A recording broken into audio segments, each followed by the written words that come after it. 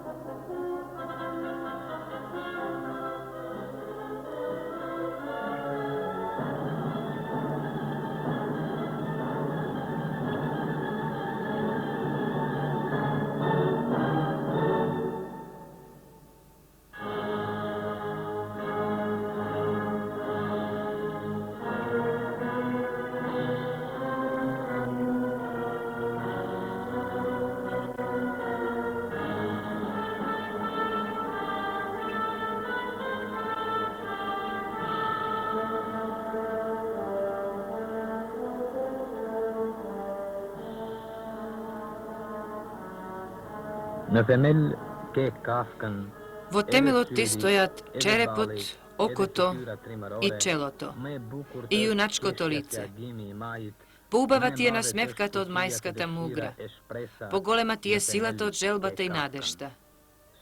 Во темелот ти стои черепот. Денес ведро ти е челото, топли се парковите, плоштадите и улиците. Јасна, силна и радосна е твојата песна. Зверовите се голтнаа себе си со се патот. Денес ведро ти е челото. Во темелот ти стои черепот. Вака го опејува својот град младиот поет Слободан Вучинич, инспириран токму тука пред символот на овој величествен споменик, што со гордост стои на овој рид за да ги бакне мугрите на новите дни. Ова е една од многуте други песни посветени на ова место каде што денес се подигнат овој величествен споменик.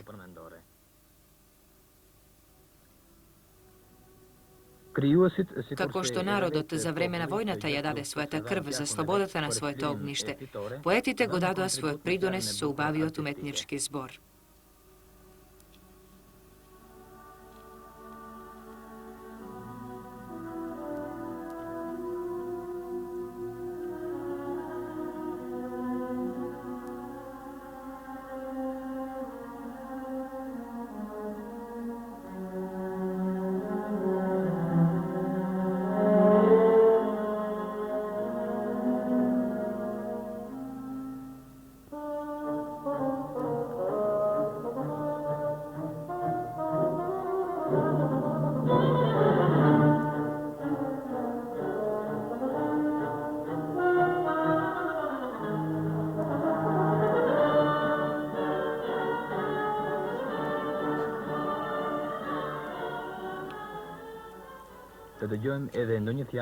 Да слушнеме тогаш уште нешто од Јоко Кнежевиќ, борец и носител на партизанска споменица од 1941 година.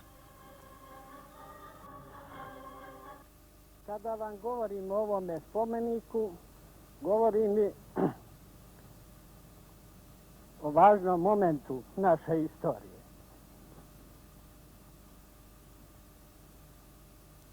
I danas kada pišu istorije mnogi drugi narod i bacaju ljagu na našu partiju o njenoj internacionalizmu, ovo je najbolji konkretan dokaz koliko je Tito i naša partija internacionalna. Kako se internacionalistički postavljali u Во борбата на 1 декември 1941 година паднаа голем број жртви од фашистичкиот терор. Околината на Плевље даде повеќе од 2500 борци и жртви на фашизмот.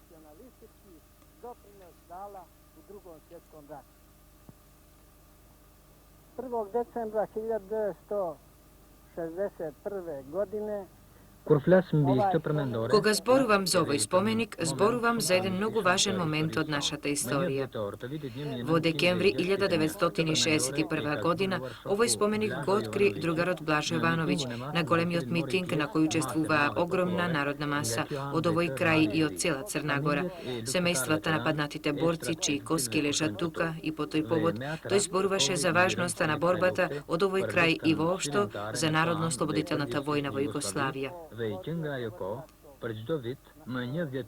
Од тоа време, секоја година на 1 декември, за да се зачуваат традициите на народно-ослободителната војна и во знак на благодарност на паднатите борци, тука се одржуваат големи историски часови. На оваа величествена манифестација секогаш учествуваат голем број припадници на младата генерација, на младината. Održavaju časovi istorije omladini iz ove sredine.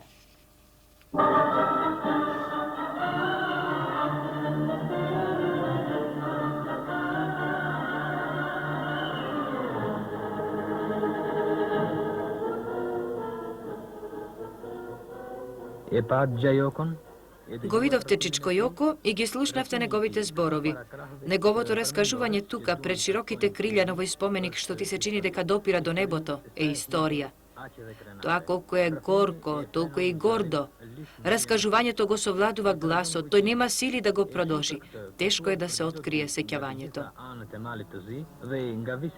Но токму затоа, ваму секој ден, дури од сите краишта на Црна Гора и целава наша земја, доаѓаат младинци и младинки, многу посетители, тие што сакаат нашата најнова историја да ја доживеат, да ја допрат со очи, да ја запознаат со солзи.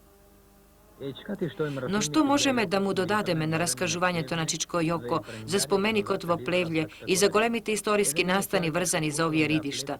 Уште еден збор испишан на страниците на историјата за овој час на нашето прво патување до Плевље, до споменикот на Црногорскиот партизански одред, кој за време на операциите во Санџак имаше 3600 борци. На 1 декември 1941 година го нападна оградениот гарнизон на италијанската дивизија Постерија во Плевље. По еднодневна жестока борба, партизанските сили беа присилени да се повлечат. Во оваа борба загинаа 213, додека ранети беа 217 партизани.